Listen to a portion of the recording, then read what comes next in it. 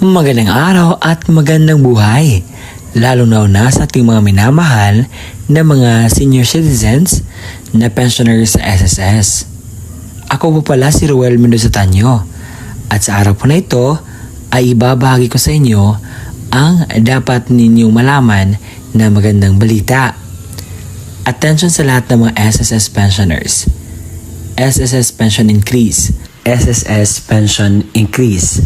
At ito po ang kumpletong detalye na dapat niyo pong malaman patungkol po sa pension increase sa SSS ngayong September 2025. I-explain po natin para makuha po ninyo ang dapat na detalye para po dito. Noong July 31, 2025, nag-post po sila, sabi dito sa kanilang headlines, SSS to roll out Historic Pension Reform Program starting September 2025, 3-year pension increase to benefit all types of pensioners. Kaya ngayon, ipapaliwanag natin yan kung ano ito. Kailan po ba magsisimula ang pag-increase ng pension? Sa pagkaalam nga na meron ng pension increase sa SSS, marami ang mga pumuputok na mga katanungan galing po sa ating mga kababayan at mga pensioners sa SSS. Sabi dito, monthly po ba ito matatanggap ang increase sa SSS? Ilang porsyento nga lang po ba ang makukuhang percent sa pagtaas ng aming pensyon? At sino-sino nga po ba ang mga qualified? At lahat po ng itong katanungan na ito ay dapat nating sasagutin. Para sa gayon po ay meron kayong idea kung ano yung dapat na balita na dapat nyo mapakinggan dito sa aking YouTube channel. Ang mga qualified po dito ay ang mga retirement pensioners, disability pensioners, survivor pensioners, byuda, may anak or dependent, at saka active as of August 31 sa bawat taon ng 2026, 2027 at 2025. Ngayon naman, sa katanungang ilang porsyento ba ang increase? At ating ipapakita po sa inyo ang data na sa gayon ay meron po tayong basihan sa ating sinasabi. So dito po, merong type of pensioners, current pension, SS Pension Reform Program, total increase till September 2027. Ngayon, may nakita tayong type of pensioners. Kung ikaw ngayon ay minimum retirement na ang tinatanggap mo as of this moment is 2,200. Pagkadating po sa September 2025, magiging 2,420 po yun. So, ibig sabihin, may increase pong naganap. So, every September of every year po, hanggang 2027. So pagka September 2026, ang 2,420 magiging 2,662. Pagka September 2027 ay magiging 2,928.20.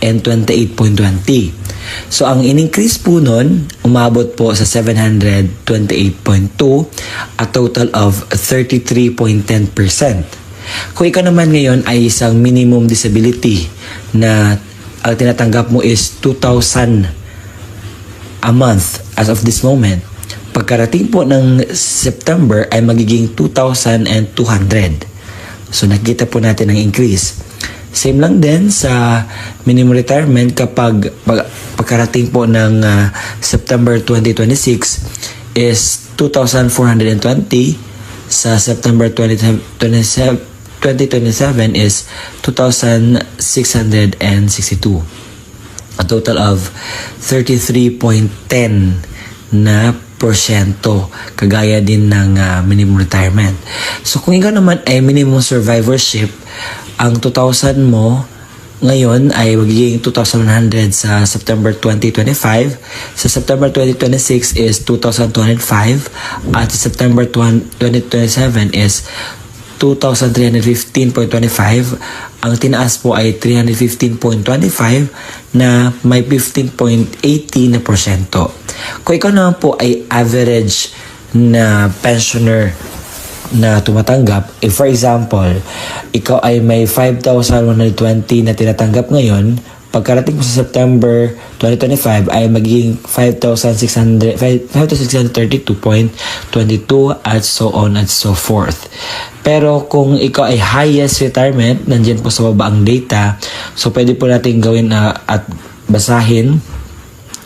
So for example ay 22,137.25. Pagkarating po sa September 2025 is magiging 24,350.98. So kayo na po ang mag-refer sa data at basahin niyo po kung saan po kayo dyan.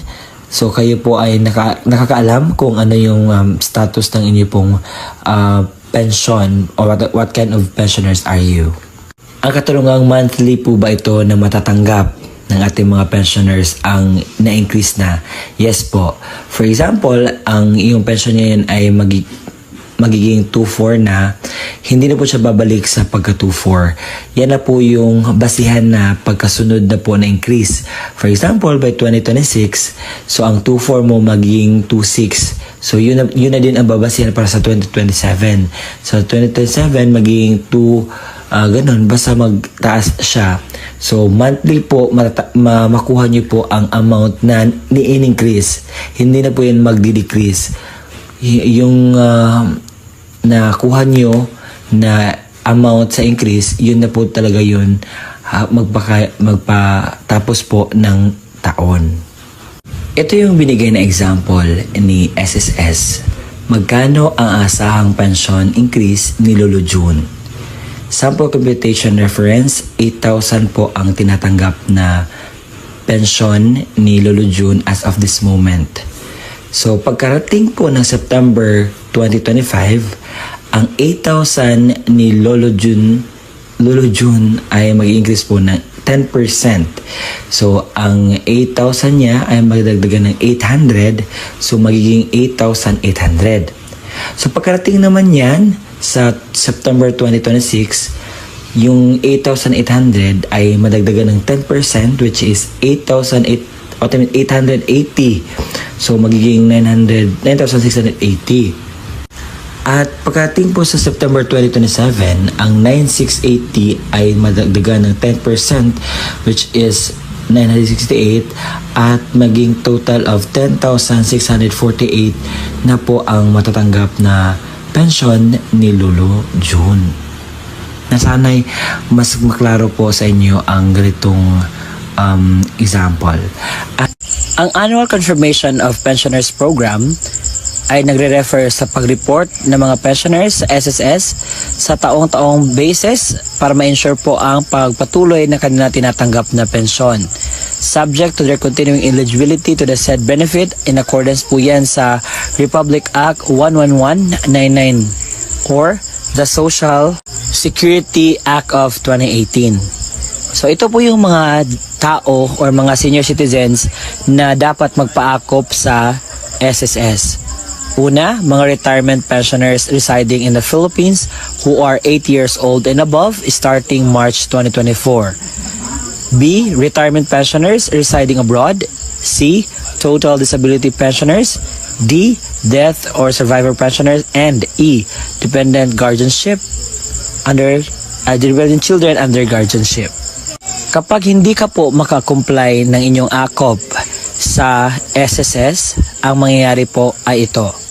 Failure to comply with ACOP on the right schedule will result in the suspension of the monthly pension. It will be automatically suspended 1 month after the month of birth of the pensioners or the deceased member. Automatic cancellation of the pensioners after 2 years from the month of suspension. Ito po yung example. For example, sa Mayo, mag-i-end na ang May. So, ang SSS ay nag-post, sabi na dito, mga SSS pensioners, nakapag-akop na ba kayo? Kung ikaw ay pensioner or survivor ng namatay na miyembro na ipinanganak ng Setyembre 2025, may panahon ka pa para mag-comply ng iyong akop bago matapos ang buwan. Palagi po itong pinopost ng ating SSS na page dahil gusto nila na lahat po ng mga senior citizens na pensioners sa SSS ay makakatanggap po ng pensyon. Kaya naman, palagi nilang pinopost ang pagpaakop talaga. At yun po ang kumpletong detalye sa balita patungkol po sa magaganap na pension crediting sa September 2025. Kung meron kayong katanungan, feel free po to comment dyan sa comment section dahil I will be answering it kung hindi ako busy. But I will be trying my best to reply it as soon as possible kasi alam kong maraming mga katanungan na mag-arise dito. And you can just freely ask or put some comments there sa baba. And I will be open to address it nasana'y nakuhanan niyo po ng idea or nakatulong ako sa inyo na mapaalam ang dapat ninyong malaman na balita patungkol po sa inyo pong pension crediting schedule sa September 2025. At hanggang sa muli po, ako po si Ruel Mendoza Tanyo, naghahatid ng balita na legit po ito at hindi po ito gawa-gawa. So, hanggang sa muli, bye-bye!